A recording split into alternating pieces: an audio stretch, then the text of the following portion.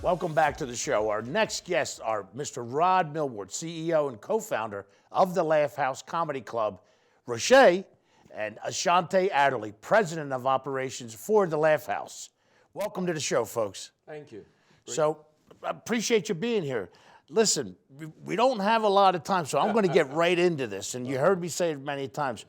Rod, do me a favor. Tell me the inspiration for the Laff House, where it's got its inception, and the passion that you have for it. It came from my wife. She wasn't my wife then, but that's where it came from. Her believing in me and invited me down to come look at it and try to take it over and run it and make it into what it is today. And even what we're doing in Atlantic City, I only did it because when she was dying, she made me promise to reopen the club. You understand? So, and for how many years were you guys in Philly performing, having others perform as well? about 30 years. Wow. Yeah, a long time. Well, you've seen it all. We're going to get to some of the folks that were on your stage. Yeah. Shantae, tell us your function and capacity with the Laff House and how it all came together. Let's see, I've been dealing with the Laff House for the last 8 years. It's been a lot of ups and downs, but it's been a wonderful roller coaster. And it's going to absolutely be amazing going forward into the next evolution for the Laff House. Listen, and love the fact that you're here in Atlantic City, but I'm going to stay in Philly for a minute. You know, with some of the comedians that donned your stage, you know, we've talked about it off the air as well, and let's tell the audience at home some of the folks that, you know, you had and you worked with and where they are today. Yeah, everybody knows Bill Burr. Bill Burr's first comedy CD was recorded and done at the Laff House, and when I finished it, I just handed it to him and said, here you go. As a matter of fact, we drove it up to New York to give it to him. So that's where it all started.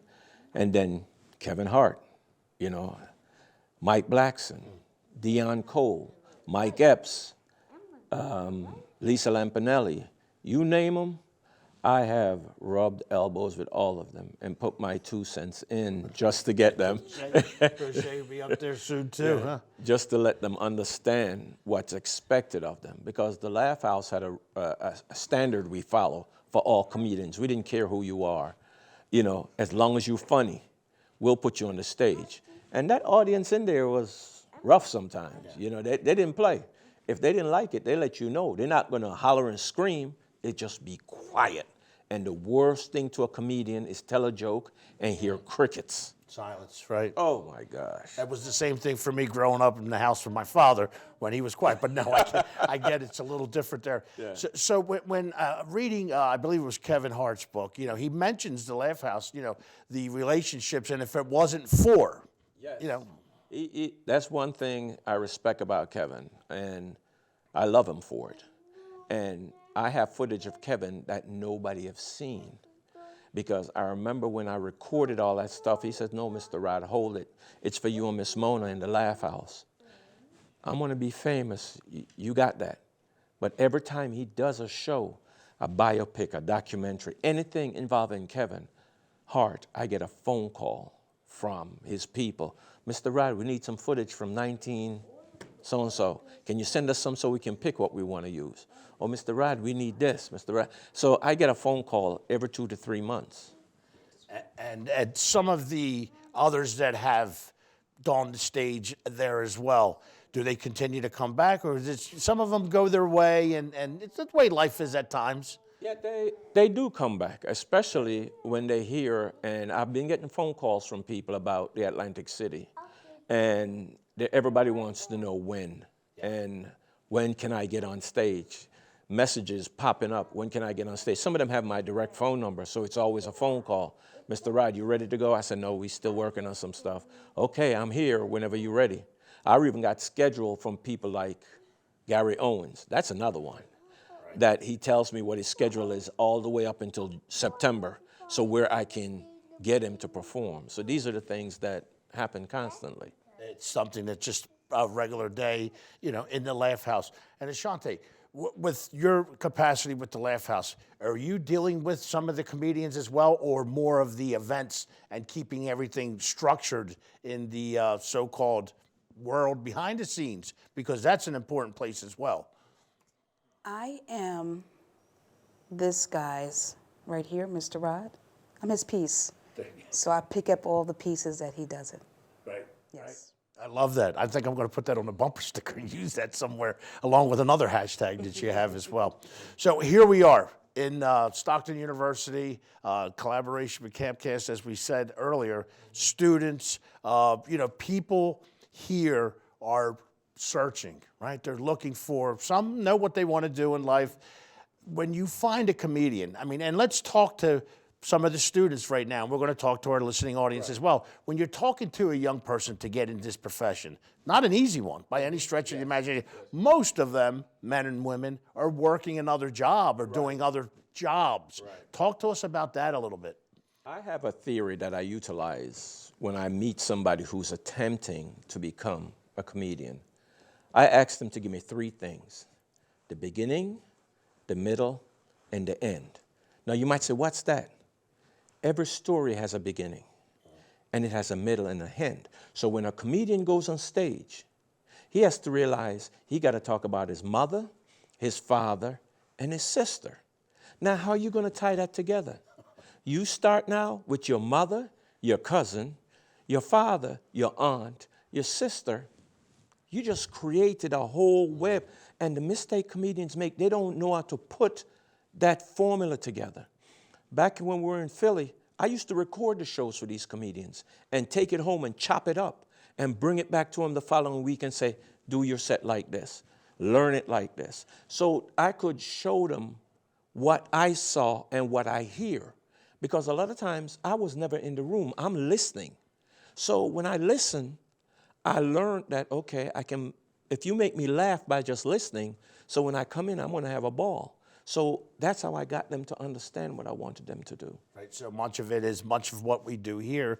Put a show together. You're going to edit it. You're going to send it back to them and say, this is the way you're going to perform your show, your set on stage. Now, let me ask you this, Mr. Millwood.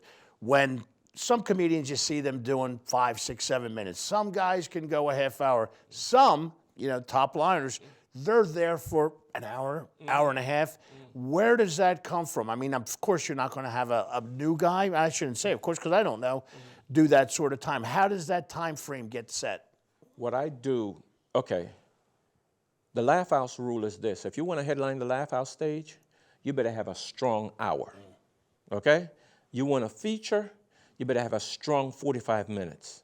Now, the host, you get 5 minutes in the beginning, you get 5 minutes in the middle, and 5 minutes at the end. So that's 15 minutes you have. A lot of people don't know. Being a host can help your career because you're always on the stage. And a lot of them don't understand that. You need stage time to hone your craft. You're going to meet people. You're going to talk to people. The object is not to try to outdo. You got 5 minutes? Do a strong 5 minutes and leave the stage. If people ain't there to see the host, they're there to see the feature and the headliner. So your job is to hype them up, get them ready, and then pass the ball.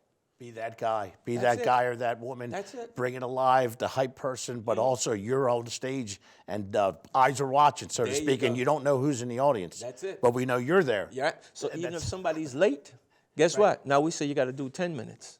Right. And you ain't going, what am I? No. You say, okay, I got 10 minutes. Love it. And you just tell your story. Love it. So there it is right there. So now let's transition. Let's move on down south. Here we are in Atlantic City, ACX1 Studios.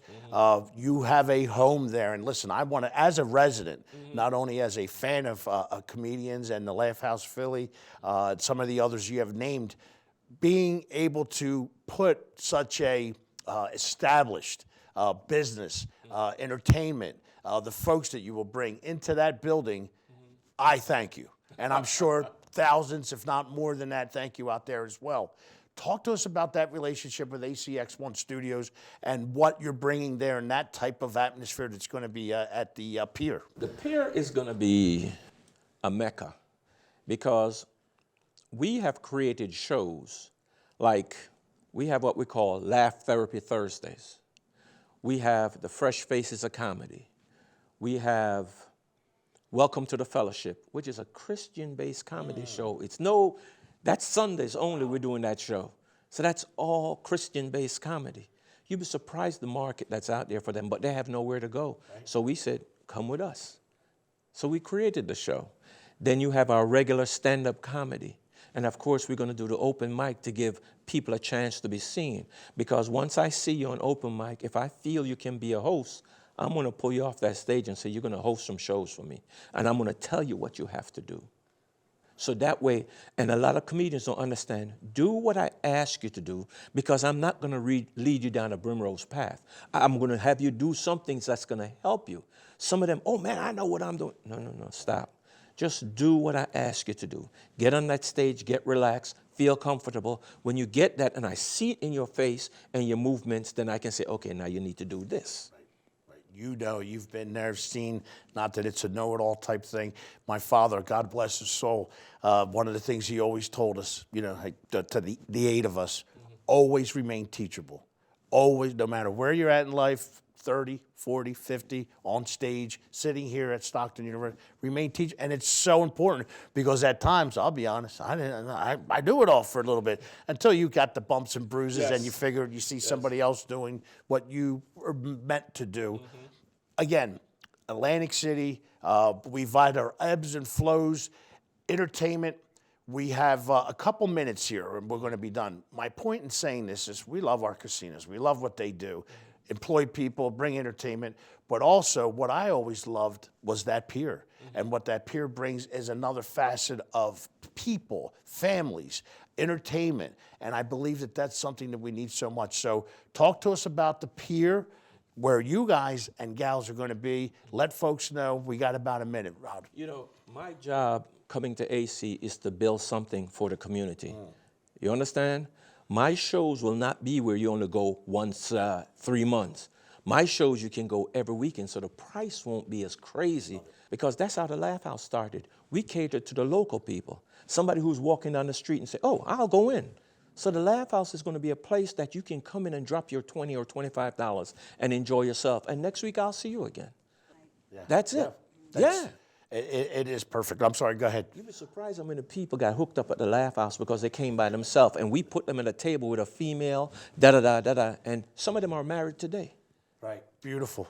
So bringing them together long-term as well as for the night. It. Listen, you're coming off the boardwalk, folks. You're coming out to Atlantic City for a different reason. Bring yourself to the Laff House. I say this, again, there's nothing better than laughing. Other than saying thank you, but there's nothing better than laughing. It takes you away for a couple days. I want to thank you for coming on to the show. All you, Ashanti, and where's he at? Right there, I see him. Michelle. Folks, listen, again, I encourage you, get on out there. I want to thank Mr. Rod Millwood, CEO, co-founder of the Laff House Comedy Club, and Ashanti Adderly, president of operations for the Laff House, is going to be the spot. Thank you for being on tonight's show. Stay tuned. We'll be right back.